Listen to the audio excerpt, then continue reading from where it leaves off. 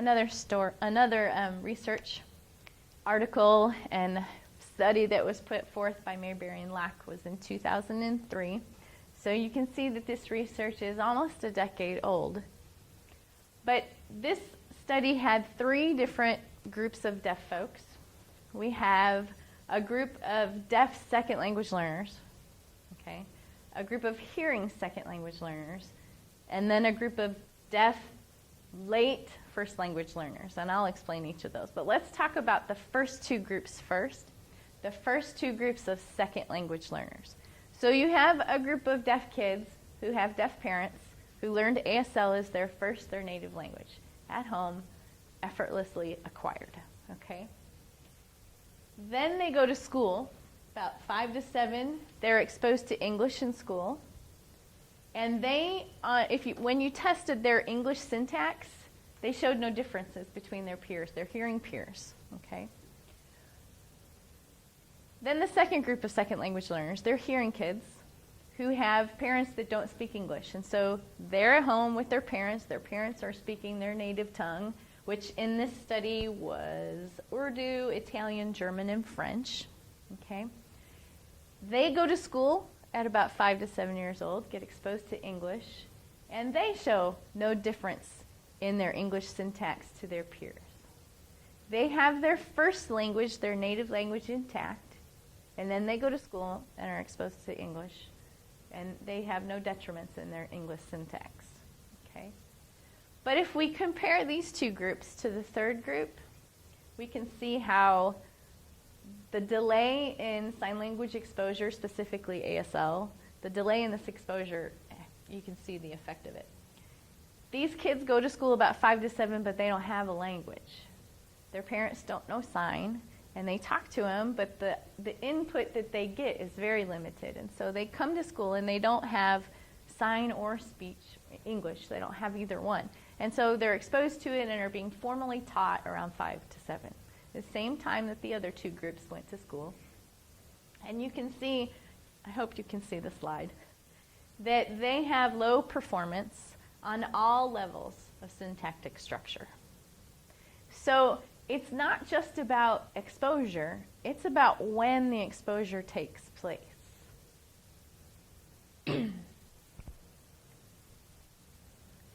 Now, this premise that having a fully intact first language, native language, that is,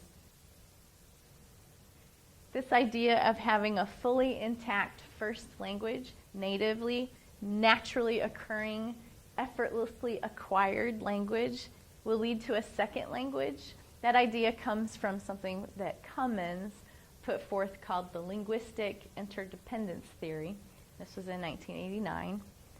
And Cummins talked about that if you have full competence in a native first language, then just by being in a second language, being in a minority language, going into that because you have to deal with people every day who use the majority language, that transfer is going to happen. You're going to take what you know about your linguistic cortex and you're going to apply that to your second language. And so this is called the interdependence theory. And let's talk about Spanish just for a second. Spanish bilingualism it's the same idea, the same premise. And in schools where the language of instruction is Spanish, the teachers aren't just simply using the child's native language to teach Spanish skills. It's so much more than that. They're building all kinds of cognitive tools where the child is able to manipulate linguistic data. In other words, what the child hears, they learn how to manipulate that, how to rearrange it, and then how to apply that to math and how to apply that to science and social studies, which the textbooks happen to be written in English. But they already have that ability in their first language to be able to talk about it. And so their first language then transfers over to the second language, which is English.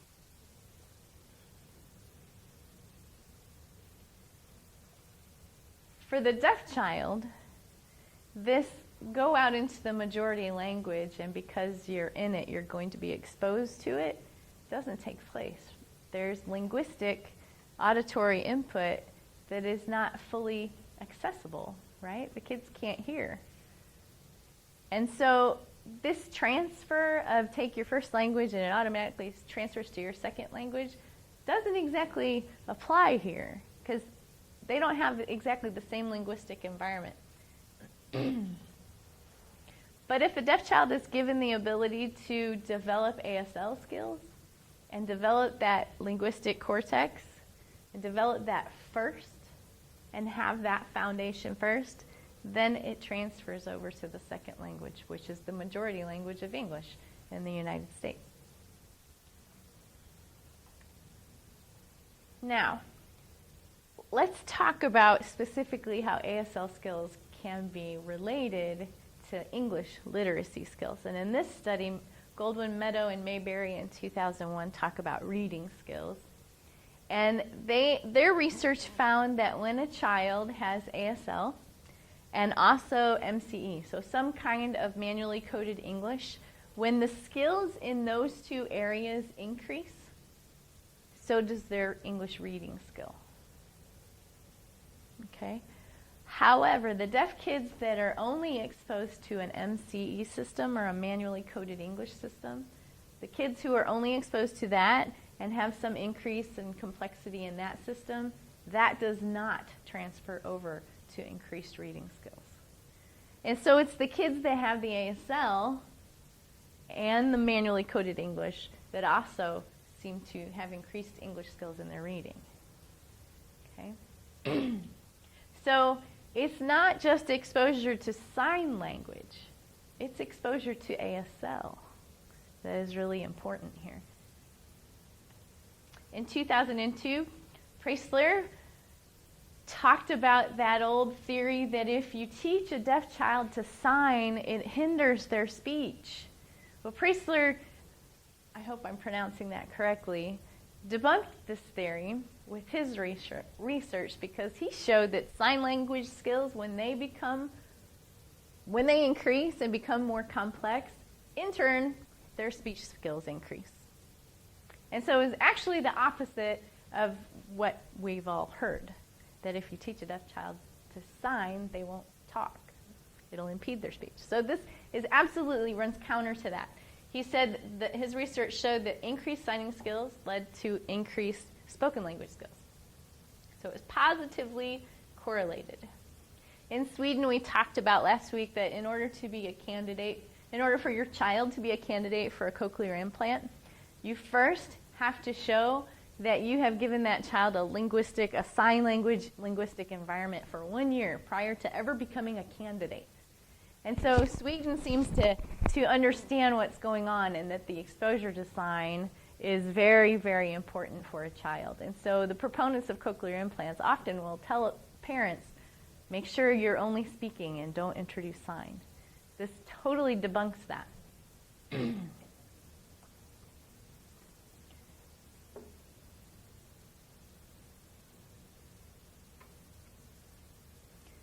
Preisler's research showed that the more sign language skill the child has, the better their speech was. And the better their speech was, the better their sign language skills were. And so they seem to be going hand in hand. And it was in Sweden, it was talking about the Swedish Sign Language. They weren't talking about ASL. Another body of research comes from Travenel and Villanueva, I think that's how it's pronounced, talked about the ability to decode written English, and that ASL literate signers were better able to decode the written text. And so if the child had ASL, the complexities of the wholly intact linguistic picture, the native language, then that transferred over and they were able to decode and break down linguistically the English text that they were trying to read. Of course, this has academic implications, right? Their ability to decode actually increased over time, so the more, as time goes on, their ASL skills are becoming more complex, right, morphologically, because that's what happens in normal language development. In addition to that, their ability to decode English also became more complex as time went on.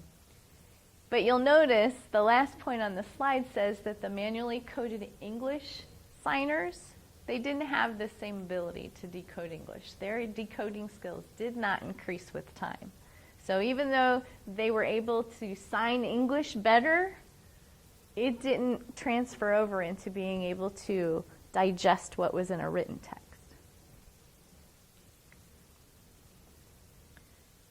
They determined that it seems that the mixed systems of the two, the English grammar and the sign grammar or the ASL grammar, that when you mix these two together, it impairs this ability to decode written English. So rather than help it, which remember that was the point of total communication, right? The point of education of oralism was so that kids would be literate and be able to speak in English, because that meant you were educated and they were able to read and write in English. But the MCE system seemed to have the actual opposite effect and just confuse the systems.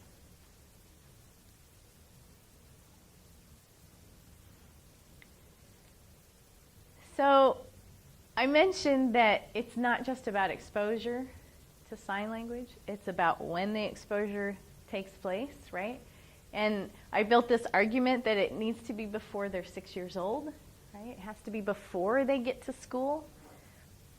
But when they do get to school, we have a catch-22. Because what has been found is that it's hard to find qualified teachers who are fluent in ASL. Remember when we talked about oralism and how at the beginning of oralism, deaf teachers were fired and ASL went underground. And it was used in secretive places among deaf people, and it was not shared with hearing people. It was kept to themselves in the deaf community, and it was protected. Well, total communication came on the scene, right? And sign was allowed back into the classroom, but that wasn't ASL, because the hearing teachers didn't know ASL. They weren't exposed to it, right? It was hidden from them. And remember, that was in the 1970s, right? And so 70s until now, this new body of research about bilingualism and the idea of ESL, that's 40 years' time, where we have 40 years and generations of deaf children going through this system of the mixing up of the English and the sign. So 40 years. And so 40 years later, programs are saying, we agree, bilingualism seems to be the way to go. We need ASL teachers, but we can't find them. And then there's also the catch-22 of the teacher education programs.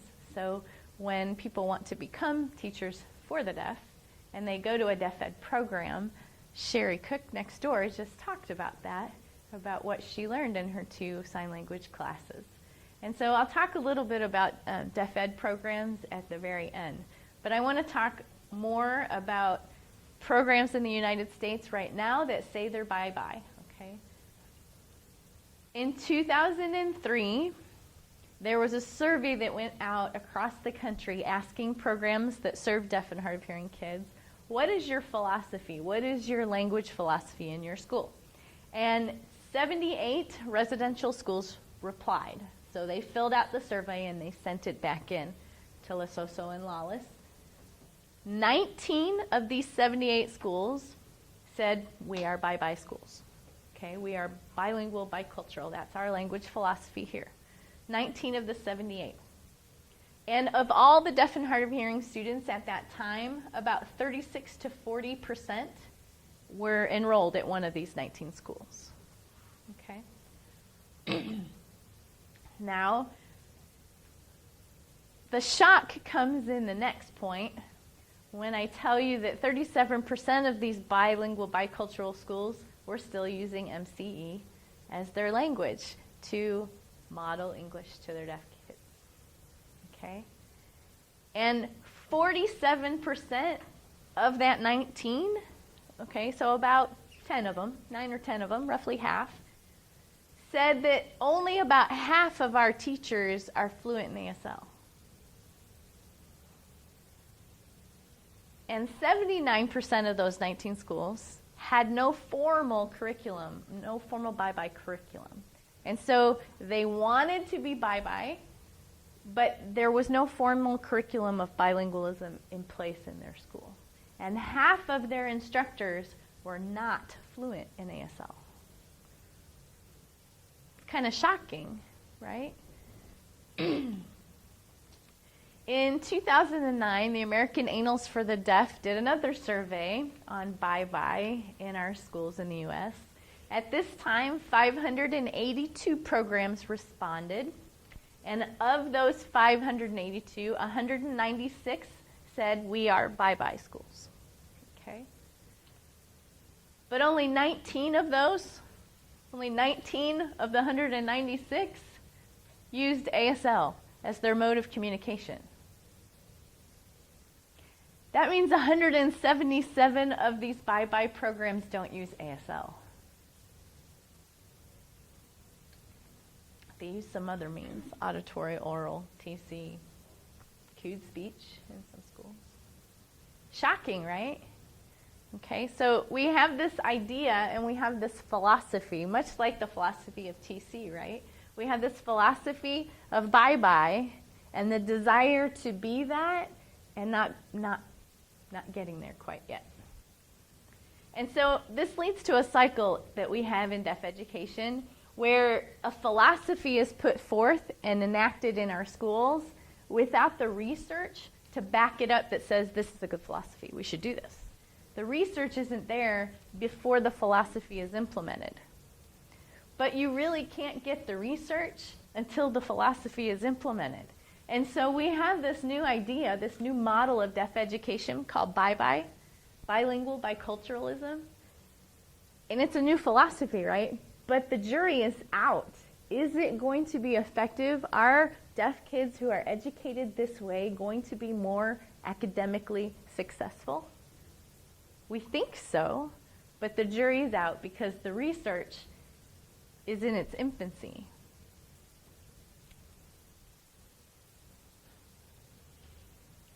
It's really time to revisit all of this. As you know, I finished my thesis. This was all done as part of my thesis. I finished that in 2009. And the most current article that I used in my entire research bibliography was 2009. And so they did their research prior to that, right? If they were published in 2009, they actually conducted their experiment maybe 10 years prior to 2009. So 1999 maybe. And so these issues really need to be redone. I could write a whole other thesis gathering data and information and the research that has been done in the last 20 years on what is happening in these bye-bye schools now. What is happening? Are we really being successful in this new philosophy or not? The hope is that we are. But again, we need deaf teachers who are fluent in ASL, or teachers in general who are fluent in ASL, because that's the key to making this happen.